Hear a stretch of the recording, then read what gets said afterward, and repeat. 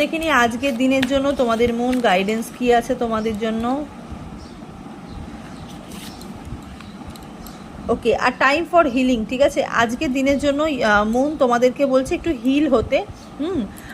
তোমরা হয়তো কিছু মানুষ এখানে হিল নাও, হ্যাঁ, একটু হিলিং এনার্জিতে থাকো, একটু পজিটিভ থাকো, একটু পজিটিভ চিন্তা ভাবনা করো, হ্যাঁ, নিজেকে নিয়ে একটু বেশি ভাবো। নিজের কোনটা ভালো হয় তোমরা সেটাকে আগে দেখো।